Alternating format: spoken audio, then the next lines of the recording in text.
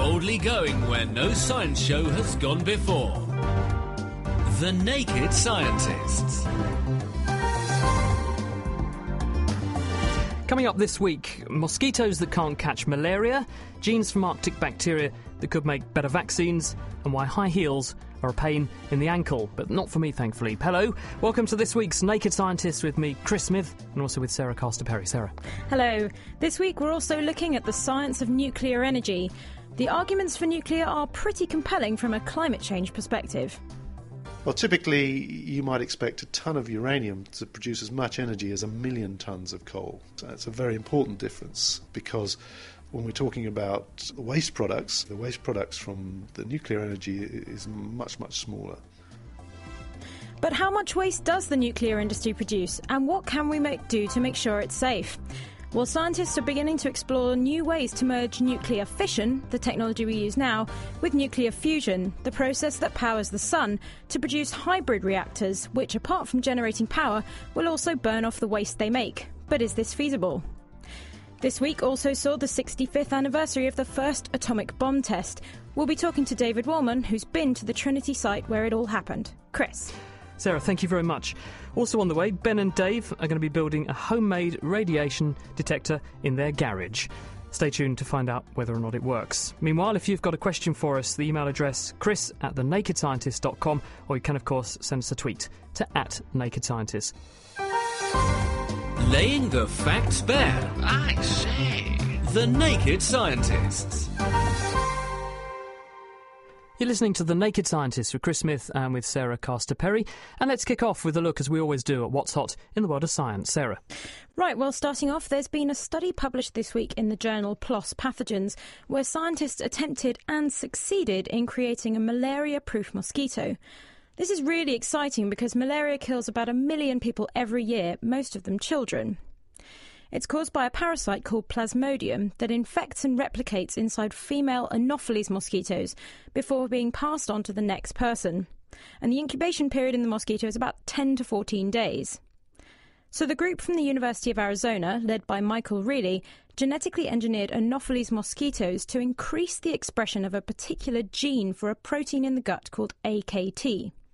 The researchers compared mosquito siblings with and without the engineered gene by feeding both groups an artificial blood meal containing Plasmodium. 10 days later, the team checked the guts of the mosquitoes to see if any of the Plasmodium had successfully formed oocysts, the next stage in their development.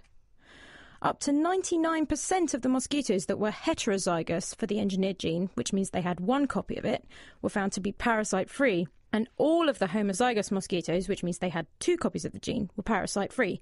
And there was also a 20% reduction in their lifespan. And this is a really important point because it takes time for the Plasmodium to develop in the mosquito to become infectious. So shortening the lifespan of the vector is an efficient way of preventing infection. But what does this mean in the global scale, the global fight against malaria? Well, Reilly's eventual aim is that engineered mosquitoes will be released and breed with wild populations, introducing the engineered gene to reduce Plasmodium infection and shorten mosquito lifespan. This is obviously quite a long way off, but the study is really quite an encouraging first step. They don't yet know, though, why the AKT, when you put the level up in the mosquito, actually makes it resistant to malaria, do they? No, it's to do with insulin and the insulin in the human blood and the way that that affects the response of the mosquito. But no, they're still not quite sure exactly what it is about the gene. But I suppose even though they don't really know how it works, it's still a good sign. Well, the fact that they've found this and found that it does work means that now there's some handle on the problem, and it's a fertile area to explore because it's obviously really important for how malaria infects a mosquito. So regardless of whether we can make a mosquito which is resistant to malaria, it's a new thing to start looking at to solve this problem, isn't it? Well, yeah, exactly. And it's really important as well because there are a lot of strains of malaria that are becoming resistant to the quinine-based drugs that we're giving people. So looking at other areas to solve it is a great idea. And like you say, several 100 million cases a year and more than 1 million people dying, most of them children, so very important, serious disease.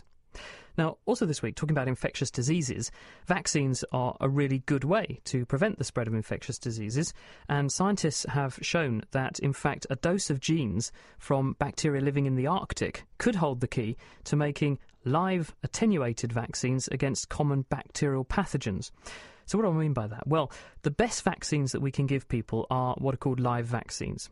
This is where you take a weakened form of the bug that you wish to immunise someone against, and you put that into the person, and because it creates a sort of natural infection, albeit an attenuated one, the person's immune system therefore gets to see the entire genetic repertoire of that organism, if you like, how it grows and what sorts of things it produces when it infects the body. So you get a very good, broad-spectrum immune response against that particular pathogen. Problem is that when scientists try to make so-called attenuated or weakened forms of these bacteria or viruses, there's a danger that they can undergo what's called reversion. They can undo the weakening effect and they become virulent again, and this could make the people that you're vaccinating become very sick, as well as putting into the environment that risky organism. So is there another way? Well, Barry Duplantis, who's a researcher at the University of Victoria in Canada, has got a paper in the journal PNAS this week, and he and his colleagues have decided that a fertile approach is to go to the Arctic. Now, their reasoning is as follows.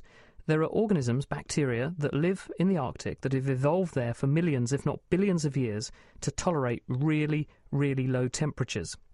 So they carry genes which are essential for them to live, which will only work at really low temperatures.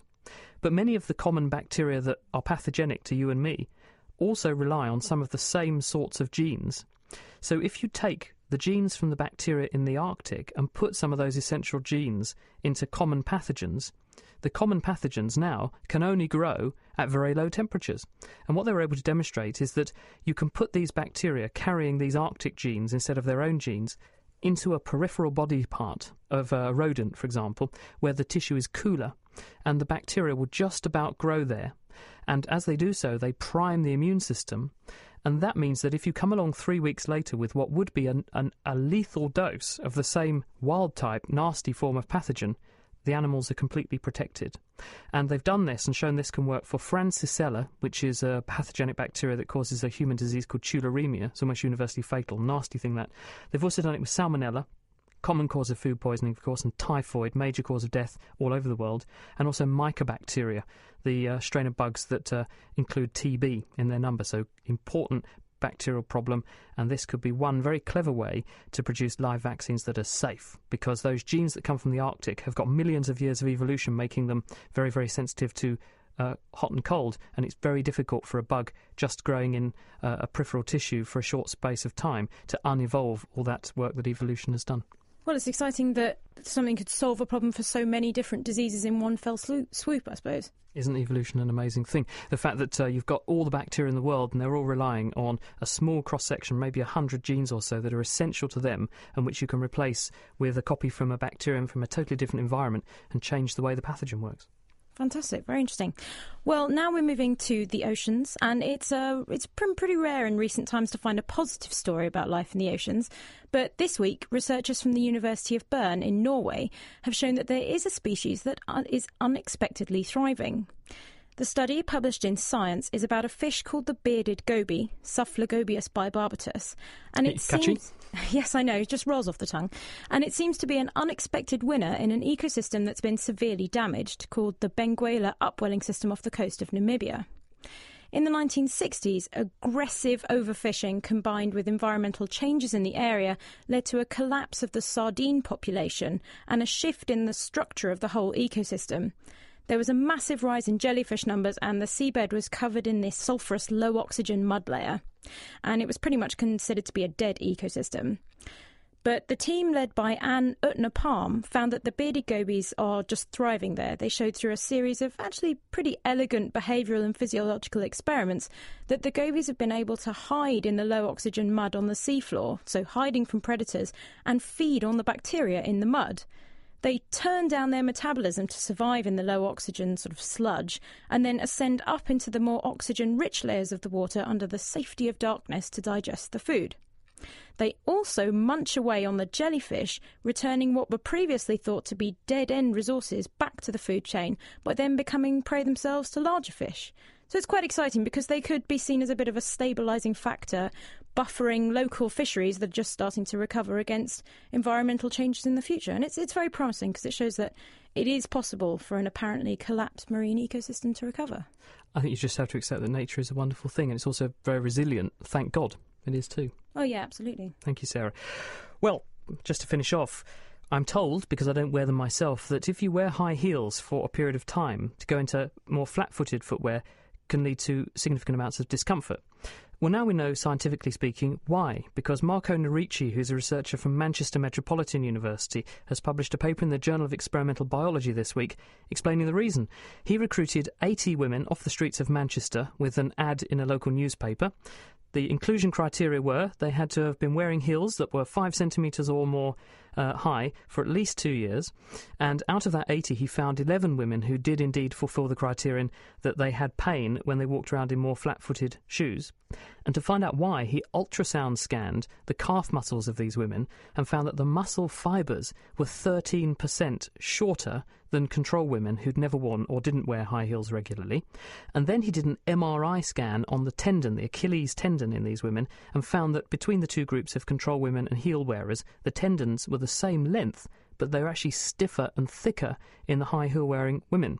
So the reason that when the high heel wearers stop wearing their high heels that they get the pain is because the muscle's much shorter, the tendon is stiffer and can't stretch sufficiently to compensate for the fact that the foot is now flatter, so it gets uncomfortable.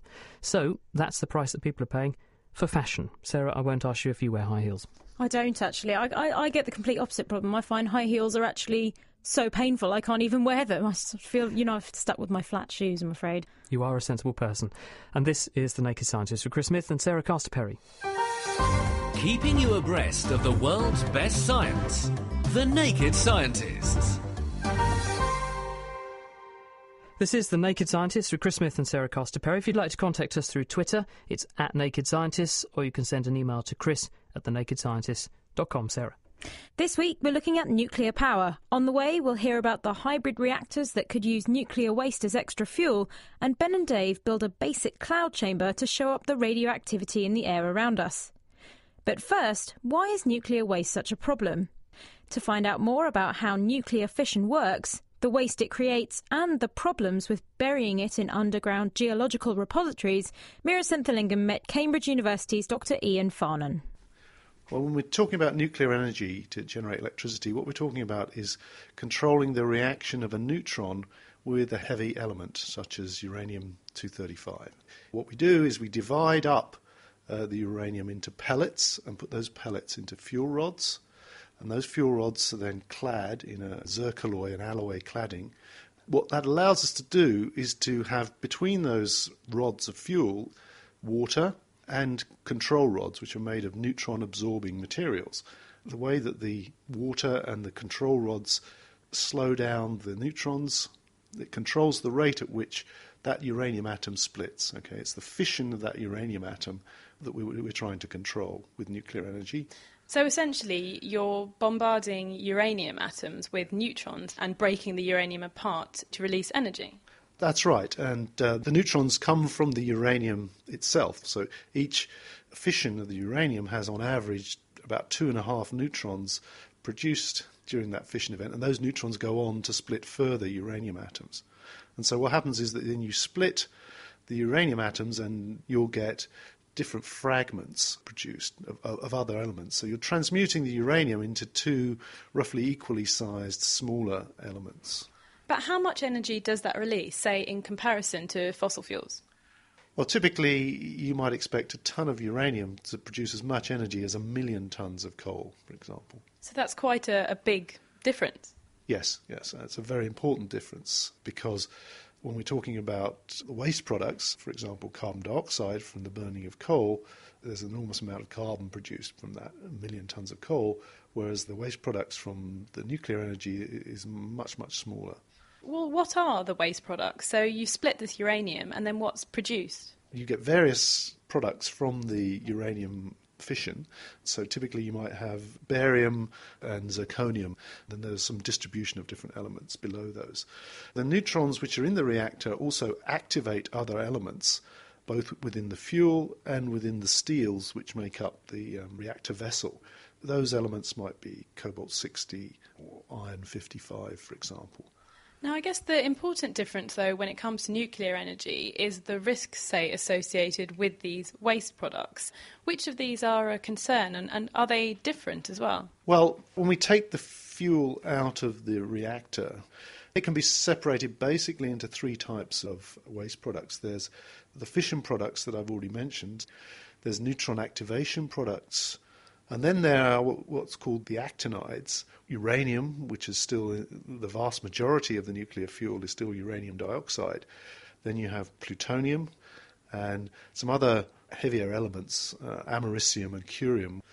So you need to handle these materials in different ways. Now, the standard way in this country has been to reprocess the nuclear fuel rods and put the fission products and the neutron activation products into a glass. So this is a process called vitrification.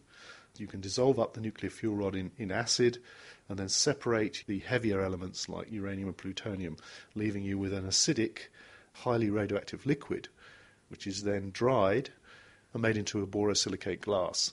And are these radioactive elements quite stable within this glass? As far as we can tell, they seem to be pretty well stable in the glass. The glass itself is not often tested because it is extremely radioactive, okay, and it's very hot. Typical centerline temperatures of a glass canister will be over 400 degrees centigrade. So the glass is immediately poured into this canister, it's molten glass at 1100 degrees C, but the radiogenic heat keeps the temperature of the glass very high.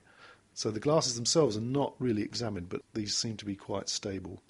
But when it comes to radioactive elements, an important thing to consider is their half-life, so how fast they're going to decay. And I guess the faster something decays, the more risk it is immediately to you. So these fission products actually differ quite a lot in, say, their half-life and their radioactivity to the other heavier actinide elements, don't they?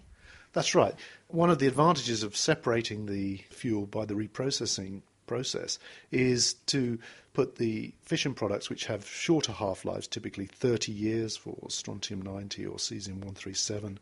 After, say, 300 years, which would be 10 half-lives, the radioactive load of those materials would be low enough that we wouldn't need to worry about it too much. That means that the lifetime or the guarantee that the repository has to provide for the safety of the materials is much shorter, typically 1,000 years or so. The big concern then, or the main concern when it comes to the waste, are then these heavier actinide elements, because they've got quite a long half-life, so they're a concern long into the future as well. That's exactly right. So the elements like uranium, plutonium, americium, actinide elements are very heavy. They decay by what's called an alpha process, and their half-lives are typically, say for plutonium, 24,000 years, so you'd have to wait 10 half-lives, so say 240,000 years for that to decay to some sort of safe level. There we run into problems. If we want to guarantee the integrity of the geological repository site over those sorts of timescales, we're less certain about how the geology of the site will change, we're less certain whether the metals of the canisters will last, then start to get concerned about how water will progress through the repository, interact with these packages of nuclear waste, and water's the only way really that material can come back up to the surface and enter the biosphere where it'll be dangerous to humans and animals. But it's a very interesting question because we're looking at timescales now where Homo sapiens are only about 250,000 years old ourselves. Now we're looking that far again into the future. So what will the human race look like at that point in the future when we want to guarantee the lifetimes of these repositories? It's very, very difficult to provide that guarantee. We can probably make a pretty good shot at it, but if people want guarantees, then that's a very, very big challenge for scientists. So looking at the ways of dealing with nuclear waste is quite a complex challenge for the future. That was Mira Senthilingam talking to Dr. Ian Farnan of Cambridge University about the problems with storing nuclear waste. Lifting the lab coat on the world's best science. The Naked Scientists.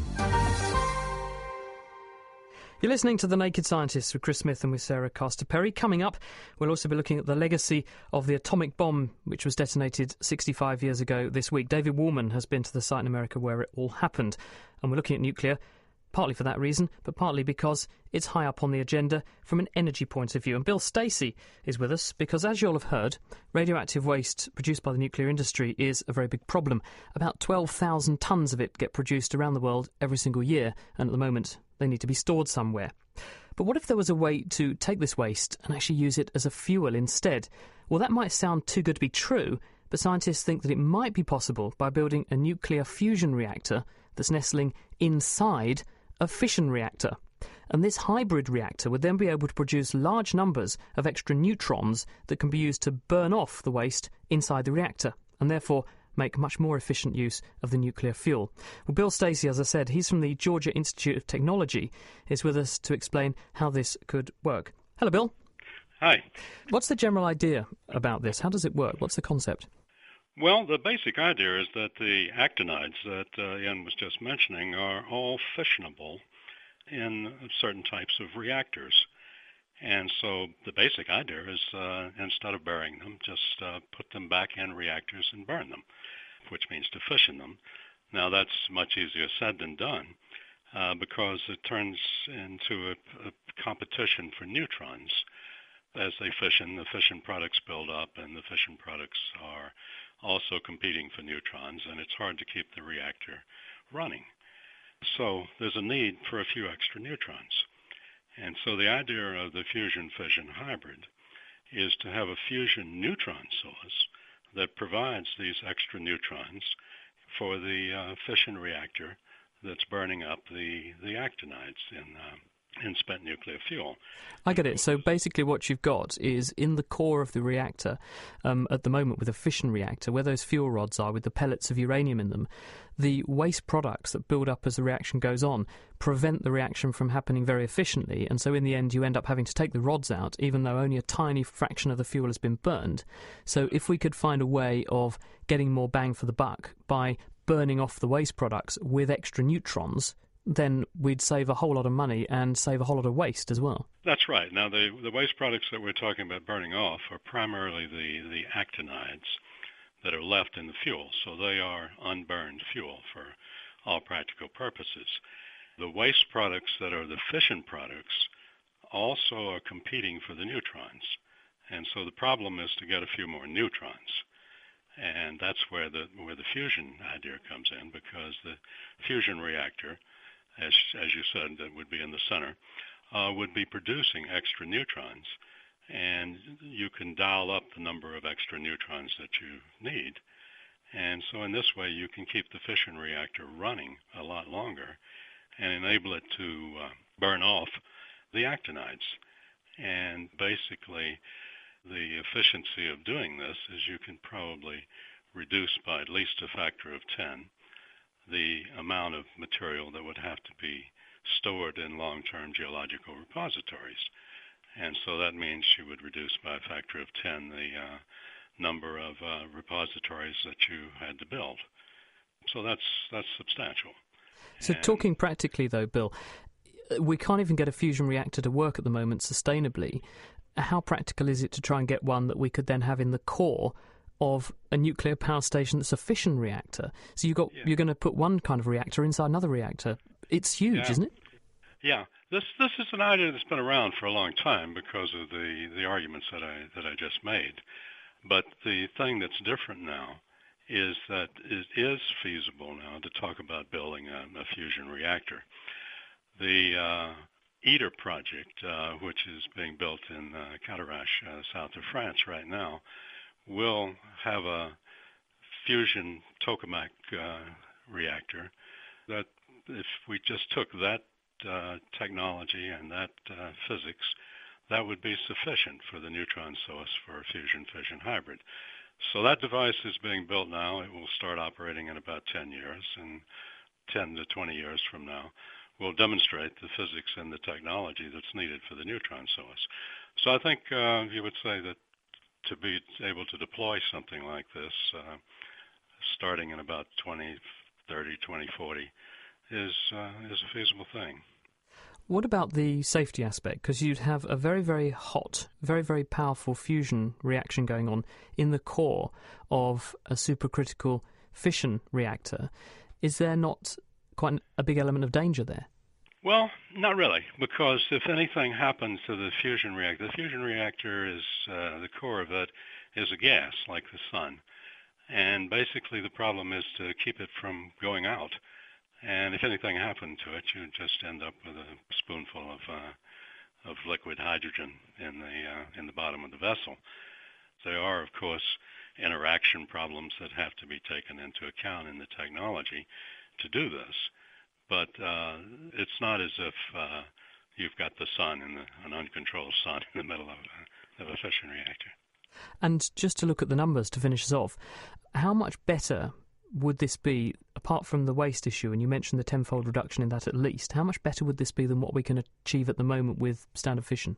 Well, that's the question that really needs to be evaluated. The benefit of going with fission fusion as opposed to going with just a standard fission reactor to do this job is that you can leave the fuel in and burn it longer. And so that means there would be fewer reprocessing steps, and so that means fewer reprocessing facilities. That means more efficiency in burning up the fuel, so fewer repositories. And then the other thing is that since each of these fission fusion hybrids can use reactors that are completely fueled with spent fuel, you wouldn't need so many of them as you would if you had just conventional reactors, which it could only be partially fueled with spent fuel. And in fact, we've done some calculations, and we estimate that a nuclear fleet that was sort of 75% light water reactors and 25% fusion-fission hybrid reactors would do this job very well. Whereas if we were talking about a nuclear fleet made up of LWRs and plain fission burner reactors, it might be more like 75% the burner reactors and 25% LWRs. It's a matter of efficiency. Bill, we'll have to leave it there because we'd now like to talk to Swadesh, who's waiting to talk next. That's Bill Stacey from Georgia Tech. Swadesh Mahajan is also with us because he's working on solving one of the problems that Bill's just raised. And one of the obstacles of having a hybrid reactor like this is that you need a fusion reactor that's small enough to fit inside the fission reactor and yet at the same time be sufficiently powerful to drive the nuclear train reaction. And in fact, to work in a hybrid reactor, you'd need a fusion reactor that's about 5 times more powerful than the ones we currently have. And what limits the power of fusion reactors at the moment is how to make an exhaust system that can cope with the extreme superheated gases that need to be vented from the reaction process. But researchers at the Institute for Fusion Studies at the University of Texas in Austin have come up with a new way of handling the exhaust. They're calling it the SuperX diverter, and Swadesh Mahajan is here to explain how it works and partly also what the name means. Swadesh, hello. Hi. So tell us first of all, before we get into the SuperX diverter, what's the structure of a fusion reactor? How does it work? And what's the problem that you're trying to solve? Typically what you have is that you have superheated plasma, as you said, and when certain conditions are satisfied, it can have enough fusion reactions to produce the much wanted neutrons. Now, of course, you had earlier raised the question that, when there is so much doubt about fusion being a reality, how could we really talk about the fusion reactors being stuck inside a fission reactor? So what one has to do is that although producing direct energy from fusion may be a very distant, maybe in very distant future, but there is another aspect of fusion, that is its ability to produce neutrons, which could go and aid in a bed fission reaction. That particular goal is well within our sight, and in fact we are going to simply depend on that. So this particular SuperX diverter that one is talking about essentially became a necessity because we need to make a fusion reactor which produces a copious supply of neutrons, and at the same time it has to be sufficiently compact that we can lower it in and take it out of a standard fission reactor. So for that you require enormous energy densities. Not necessarily the total power is more than ITER, but the power densities are about 5 times more than that of ITER. So it's going to be a materials science problem, isn't it? That the demands you're placing on the reactor infrastructure are far and away beyond what the materials we have today are capable of delivering. You said it absolutely correctly. So what we are going to do is to develop a scheme so that we do not depend on wonder materials. We are going to just learn to live with the materials that we have. So then the important thing was that a better confined plasma has to have a better configuration of magnetic field outside the plasma, which connects us to the external world. And the external world means walls. And the diverter is a special wall which is so designed that the hot plasma goes and finds resting place there. And if we use the standard diverter, which for instance ITER uses, then of course it will be far too inadequate in being able to handle the enormous heat and particle fluxes which a high power density compact machine will produce. So basically, just to sort of translate a little bit, so at the moment a fusion reactor has got the fuel in the centre of the reaction vessel at very high temperature, 100 million degrees or more, and this is being held in situ by very powerful magnetic fields. It's going to produce exhaust gases which have got to be vented. At the moment, trying to vent those through existing materials, the demands are too high for those materials, so you've come up with this very clever way of taking the exhaust in a sort of circuitous route around the wall of the containment vessel so that it loses some of its heat into that wall, bringing it down to a temperature that the materials can handle. Right. In the process of its transport from the main plasma to the wall, we do two things on it. We make it travel very long distances along the magnetic lines so that they lose a fair amount of their energy in this process. And furthermore, we do what's called flux expansion so that they expand in area so that the impact on a square meter of the wall material becomes considerably less, in this case, which is confirmed by state-of-the-art codes by a factor of 5 less. So therefore, we just cross the threshold so that a powerful fusion module which is replaceable, which can be taken in and out of a fission reactor, can actually be thought of as a near-term possibility. So it's looking like it's genuinely real. And just to finally finish off, Swadesh, what do you think is the ultimate benefit of moving into the fusion regime rather than just doing nuclear fission like we do at the moment? Actually, I would say that what we have right now is an intermediate regime where fusion and fission are cooperating. In order to make them cooperate, one has to work very hard because these two are extremely complicated technologies, and the progeny, to be beautiful, you have to work extremely hard to get it there. And I believe that with the Super X diverters, such possibilities have come into existence.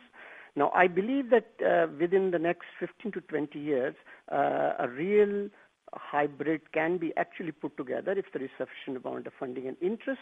And once you have that, I can imagine an era of nuclear energy which is quite green and quite abundant. And in fact, the fuel for this is produced in a reasonably proliferation-resistant manner, much more proliferation-resistant than, for instance, centrifugation. Which is the perfect place to stop because, of course, we're going to be talking to David Warman in just a second, who's been to the Trinity site where the first nuclear bomb was detonated. Swadesh, thank you very much. That's Swadesh Mahajan, who's from the University of Texas at Austin. Sarah. And of course, nuclear fusion is also the process that powers the sun. And if you'd like to find out a bit more about the process of how stars like the sun form in the first place and then kickstart their own fusion reactions, the Open University have a webpage explaining the process. To find it, go to thenakedscientist.com and follow the links from the front page to the Open University's Making Stars page. From protons to photons and gluons to muons, The Naked Scientists. Science that's fundamentally more fun. This is The Naked Scientists with Chris Smith and with Sarah Castor-Perry. Sarah. If you'd like to contact us through Twitter, it's @NakedScientists, or you can send an email to chris@thenakedscientist.com. Now, on the 16th of July 1945, the project codenamed Trinity was put into action. Trinity was the first test of an atomic bomb, the first nuclear weapon.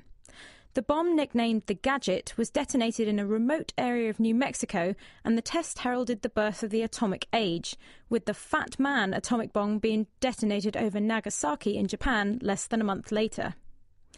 65 years on, the test site is hard to access and rarely visited, but journalist and author David Warman risked the radiation to find out more about this historic site. Hi, David. Hi there, Sarah. Welcome to The Naked Scientists. Thank you. Why don't you start off by setting the scene for us a bit? Where exactly is the Trinity site and what's it like? Sure. Well, in the southern part of the already rather desolate state of New Mexico, there is this giant swatch of land that the military owns. Today it's called White Sands Missile Range, and one spot within that area of sort of desert basin and blaring sunshine and creosote and sagebrush and mesquite, you have this black obelisk now standing to mark the spot, the ground zero, where the first atomic bomb was detonated. And at the time, almost everyone in America didn't know what was happening down there. And it was chosen, not surprisingly, because it is so incredibly remote. There were some people around there who needed to be evacuated, and no one lives there now. But it is safe to visit. And for the past 30 or 40 years or so, twice a year, I think it's the first Saturday in October and in April, the public is allowed to visit the Trinity site. What's it like when people go to visit there? I mean, what sort of thing do people expect to see when they come? Well, another journalist and I joined a caravan of cars leaving from the nearby town of Alamogordo. Because it's in a currently active missile range or military installation, you're not really allowed to color outside the lines when you visit Trinity, and so you meet up with this caravan. There's sort of a brief security check, sort of like going to the airport, and then we drove about an hour into the desert.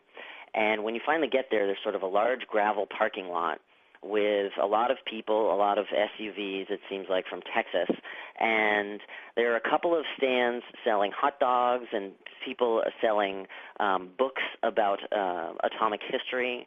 And then you walk down a corridor that's marked off by a chain link fence with some barbed wire on the top, and there are signs on it that say caution, radioactive materials beyond the fence.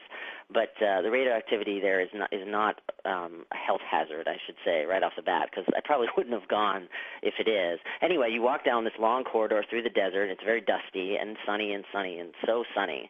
And then you finally get to sort of a large enclosed area, still with the fencing. And that's where the obelisk sits, and people are wandering around sort of kicking their shoes in the dirt and in the dust because, of course, there's a sign that says, please don't handle the trinitite, which is this glassy residue that it's sort of this light greenish color rock that exists in the area that was created by the blast. And, of course, there's a sign that says, trinitite is government property, please don't pick it up and handle it. And so that immediately makes everybody want to look for the stuff. And in fact, it's all over the place. I took a picture with some in my hand, but I figured as a journalist I better not take any out of there, or at least not write about it, because that would be trouble. Well, that's the first thing people do, isn't it? You tell them not to do something, they go and do it. Exactly. When you visit, when you look at it, would you know that it was the site of a test like that, or is it actually, surprisingly biodiverse, or is it very obvious that some huge explosion happened there? It really is not obvious. I mean, I think in the 60s they bulldozed a lot of the sort of the residue and the glass that was created, and so now you have a lot of this kind of sagebrush desert landscape. It's a little more mountainous in the distance than I had imagined. Being from New England myself, I had always pictured it as flat as a pancake as far as you can see. And in fact, it's sort of this basin area tucked between two mountain ranges. But you really wouldn't know from a distance. And of course, there's this 8 or 10 foot tall stone obelisk there and a little monument. But, I was a little surprised not to see anything, for example, commemorating the war dead. This is certainly a science pilgrimage. It's not a war memorial. The people there are wearing T-shirts with a periodic table on them. But it's a little strange, the tenor of the thing, with the hot dog stand and nothing about sort of dead people, which is maybe an editorial for someone else to write. But a lot of people there are snapping pictures and are really excited to sort of be in the center of where this great scientific achievement happened, regardless of your politics. And so that part is really interesting to me. But from a distance, you would never know. And in fact, what brought me to Trinity and also to some other spots around the West this spring was this project I was working on called Accidental Wilderness. And because this area around Trinity, the White Sands Missile Range, is still off limits to the public, for the past 60 years you have this flourishing ecosystem there because there are no people, there's no roads, there's no houses, there's very little public disturbance. And so That is really an interesting irony, and the same story can be told for a dozen places across the American West, where the military has set out this great boundary that says nobody really can come inside here except maybe some wildlife biologists now and then. And the result is some of the most vibrant ecosystems and biodiversity-rich areas left really on the continent. Well, that's very exciting. So out of something quite violent can come a good story for biodiversity. Thanks so much, David. That was David Wolman. And you can find more of his articles on his website at david-wolman.com.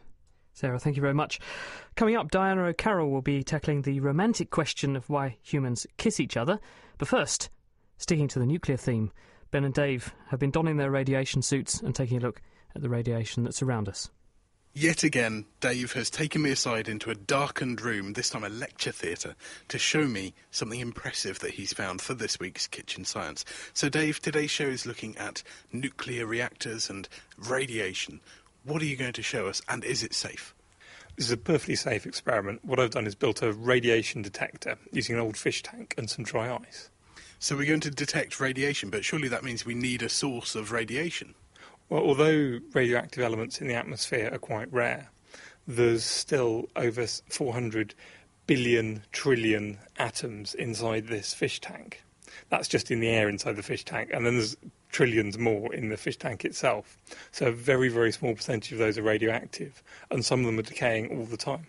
So when we're talking about rarity, it's relative, really. When you've got so many atoms in there, the odds of there being some that are undergoing some kind of radioactive decay are actually relatively high. That's right, yeah. Now, the way this detector works is I've got the fish tank upside down, and at the bottom of the fish tank I've just put a sheet of aluminium. I painted it black so it's easier to see things on it. And what's now at the top, on the inside, I've put a sheet of kitchen towel and covered it in isopropyl alcohol, basically rubbing alcohol. So the upside-down fish tank is actually sitting in a large polystyrene tray. Now, what's that for? Well, inside the tray I've got some dry ice. In fact, this experiment's quite easy to do at home if you can get hold of the dry ice. And that dry ice is making that metal sheet at the bottom incredibly cold, about minus 80 degrees centigrade. So this is not something you could do with normal ice from your freezer, even if you mix it with salt, which does cause it to get very cold? No, you need a very, very large temperature difference. So what we've got at the top of this fish tank, we've got room temperature, and the isopropyl alcohol is evaporating, so you're getting lots of isopropyl alcohol vapour. And at the bottom, you've got minus 80 degrees C, so that's going to cause the isopropyl alcohol to condense.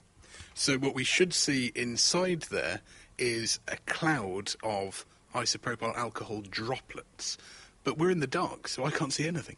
If I turn on a torch and illuminate those, you can see a cloud forming near the bottom of the fish tank, and it's falling down all the time. Yes, just in the beam from that torch, you can see it looks like it's raining these tiny droplets. So that must be the alcohol condensing. But I would have thought it would be fairly consistent. It would be a nice, even cloud. But it's not. Yeah, occasionally you see these lines of droplets which fall down. Now, these are actually created by radiation. A charged particle, something like an electron or an alpha particle, is created through a radioactive decay. It then flies through the air and it bounces off atoms of the air. These are ionised, and it's a lot easier to form a droplet of alcohol around an ion than around normal air. So these seed little droplets of alcohol, which then grow and form a line of cloud. So as well as seeing all of these droplets that are falling, that have just spontaneously formed, these what look like aeroplane contrails that are forming throughout it, they're actually caused by radioactive particles. Now, a lot of them just look like very thin wisps of contrail, but some of them are much shorter and much denser and much, much easier to see. So what's the difference there?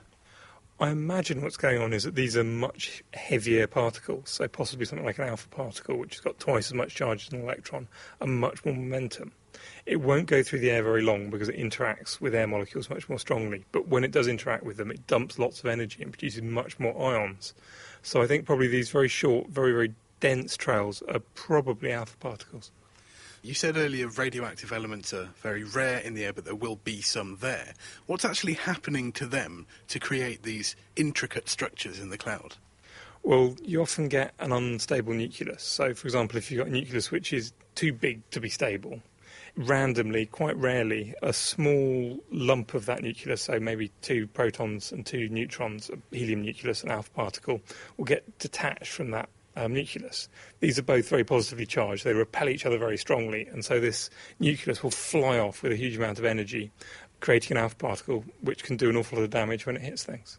So that's what we're seeing with the thicker, denser but shorter-lived lines in the clouds. But the long, thin ones, the beta particles, the electrons, where are they coming from? That's when a neutron inside an atom decays to form a proton and an electron, and the electron has lots and lots of energy and it flies off. So what has all of this got to do with nuclear reactors? This radiation is one of the major hazards of a nuclear reactor because lots of the byproducts of the nuclear reactions are radioactive. And when these particles go through your body, they can cause all sorts of havoc, damage DNA and such like. That is basically why nuclear power is so dangerous. Looking in your fish tank, there's quite a lot of activity going on. We're seeing quite a lot of these contrails. Does that mean that there's actually lots of radiation in the air around us? And could that be dangerous? I mean, there is a fair amount of background radiation. It varies depending on where you are. If you live in Cornwall or somewhere on a big lump of granite, the granite's got some uranium inside it, and that can decay to form a gas called radon, which is radioactive itself, and that can build up in people's houses and can actually do damage. They've shown that some cancer rates are higher in places on granite than not on granite.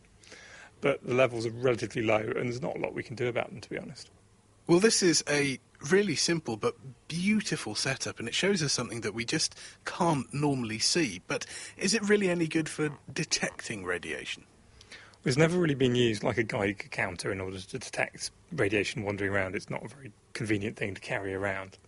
It was one of the original ways of discovering about the fundamental particles of the universe. Because if you apply a magnetic field to this, a charged particle will be forced to go around a corner, and you can work out its charge to mass ratio by how sharp a corner it goes around. Uncharged particles go in a straight line. And a lot of the original particle physics was done using cloud chambers. And even CERN now works, although not using cloud chambers, on derivatives of them using semiconductor detectors rather than little droplets of alcohol, but working on the same principle. So from the humble beginnings of a cloud chamber like this, we end up with incredible experiments like today's LHC. That's all we have for Kitchen Science this week, and we'll be back with more very soon. So, a cloud chamber, simple box with a source of vapour at the top and a cold bottom, lets us see radioactive processes that are going on in the air. It's absolutely staggering that you can do it with a fish tank and a bit of dry ice and some alcohol in your garage. We'll put the effects, pictures that we took earlier this week on our website at nakedscientist.com/kitchen science if you want to take a look. And you can also find out about a whole load more experiments that you can do at home if you want to have a go at doing that. You're listening to The Naked Scientist. It's Chris Smith and Sarah Castor-Perry, and we're talking about radiation energy in the nuclear industry at the moment. If you have any questions, email chris@thenakedscientist.com. Distilling the best science. The Naked Scientists. This is The Naked Scientists. It's Chris Smith and Sarah Castor-Perry. We're talking nuclear this week, and we have with us Swadesh, who is an expert in nuclear fusion and the nuclear industry. I have a question for you, Swadesh. It's from H-Town Insomniac, who says, how much does nuclear waste storage actually cost? And with that factored in, is nuclear energy still cheap? Yes, the Yucca Mountain site, which was designed by the U.S. Folks, of course not with a tremendous amount of enthusiasm, was expected to cost about $90 billion to $100 billion, and it would have stored the waste of about 40 years of operation of 50 to 100 nuclear reactors. So if you really try to just divide it all over, I think it adds just a few cents the cost of electricity. And of course, you've got to factor in the environmental impact, which is that we're not releasing CO2. As Ian Farnan said, we're sparing for every tonne of uranium the equivalent in CO2 terms of 1 million tonnes of coal. Right. The very important thing, of course, is that it's very difficult for us to be able to engineer too many such repositories with 10,000 to 200,000 years of lifetime. So I think we should have minimum number of them, and if nuclear energy is going to have a renaissance, we really must destroy waste before we store it. Destroy as much as we can. If we reduce it to its 10% or to 1%, the better it is. And we are not going to be able to get 100 Yucca Mountains if the nuclear energy were to take off, for instance, which is what will be needed if we try to store untreated waste. That's a political as well as a physical impossibility. I've got another question for you here, Swadesh, from Martin Kilgore. Just quickly, if nuclear waste is hot, can it be used as an energy source, so as a geothermal energy source? Yes, it can be, but when an actinide fissions inside a nuclear reactor, it produces about 200 mega MeV of energy. That means a large amount of energy in a single reaction. In anything that you might be able to get from the geothermal things will be about a factor of 40 to 50 less. So it will be a tremendous wastage of the actinide energy just to get it in the form of geothermal energy from the waste. And also, presumably, taking into account the infrastructure you would have to plumb in order to recover the heat from the storage materials, you just wouldn't be financially or from a safety perspective viable, would it? Too little energy for that much investment. OK, Swadesh, thank you very much. That's Swadesh Mahajan joining us. I've got a quick question from John Reed, who says, how do nuclear reactors like those on ships and power stations actually limit the chain reaction that occurs in plutonium-fueled bombs? And the answer is they use what are called control rods, and these are dense materials which, when dropped down into the reactor, soak up some of the neutrons that are produced by the nuclear chain reaction. And the consequence of that is that there's fewer neutrons left to bust open other uranium or fissionable nuclei, and as a result the chain reaction is slowed down, and by putting the fuel rods in or drawing them out you can speed up and slow down the chain reaction, and therefore you can affect how much energy actually comes out of the reactor. Sarah. Fantastic. Now it's time to get loved up with Question of the Week with Diana O'Carroll. This week started with a kiss. Hello, Naked Scientists. This is Nelson from Cambridge, and my question is there any biological benefit to kissing amongst humans? Thank you. So what's the point of giving someone a Frenchie? Here's Gordon Gallup, Professor of Psychology from the State University of New York at Albany. Well, we think that kissing is part of an evolved courtship strategy, and that kissing conveys information at an unconscious level about health and a person's reproductive viability. We've discovered that among the majority of undergraduates that we've surveyed, they report, both males and females, having been attracted to someone only to discover on one or more occasions that after they kissed them for the first time, they were no longer interested. So we think there are hardwired unconscious mechanisms that come into play at the moment of a kiss based on the exchange of information, based on posture and odor and taste and smell, that activate mechanisms that come into play to make a determination about whether continuation in this relationship would be in the person's long-term reproductive best interests. We discovered that females place a lot more emphasis on kissing than males do. Females not only kiss for purposes of mate assessment, but once females are in committed relationships, they continue to rely on kissing as a means of monitoring and updating the status of their relationship.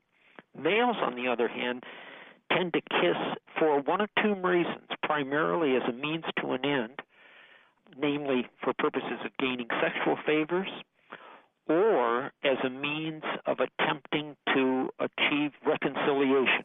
A kiss might tell us something of our partner's fertility, and Gallup found that the majority of females use kissing to check on their relationship, whilst males see it as a stage in getting to sex. Though this likely isn't true of everyone. Gallup also hypothesises that during a kiss between a male and a female, some of the man's testosterone may be transferred to the female. Over a long period of time, this could affect her libido. On the forum, RD suggested more historical reasons. Perhaps it's a development of mothers chewing their food to give it to their babies, mouth to mouth. But from masticating to flatulating now, for next week's question. Hello, Naked Scientists. My name's Matthew, and I've been enjoying your show for some time now.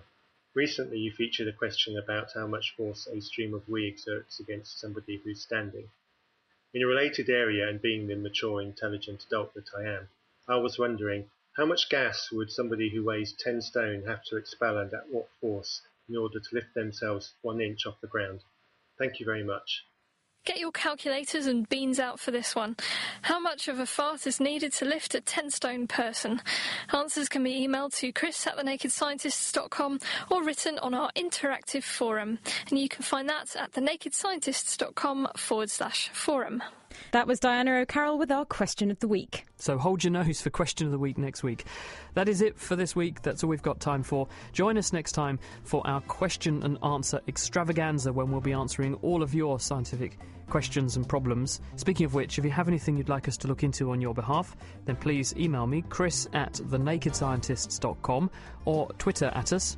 Our handle is @NakedScientists, and we've also got a Facebook page where you can scribble down anything you'd like us to look into on your behalf.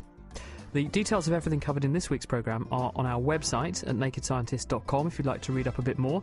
And, very importantly, it's coming up to 10 years of The Naked Scientists, and so we're running a survey at the moment to discover exactly who is listening to us, and also to find out what you think we could do a bit better. As an added incentive, we're offering you Amazon vouchers worth £10, that's £10, and they're going to 10 lucky respondents that we pull out of the hat who answer by 10-10-10, that's the 10th of October 2010. You can find the survey and fill it in at thenakedscientist.com/survey. Meanwhile, let me say thank you to our guests who appeared in this week's programme: Ian Farnan, Bill Stacey, Swadesh Mahajan and David Warman, and also to our production team: Mira Senthilingam, Diana O'Carroll, Ben Valsler and Tom Simpkins. The Naked Scientists was produced and presented by me, Chris Smith, with Sarah Castor-Perry, and in association with the Open University. And you can discover a whole range of science content and lots of interactive features at the Open University's website, which you can get to if you go to nakedscientist.com and then follow the links on our front page to the Open University. Thanks for listening, and see you next time.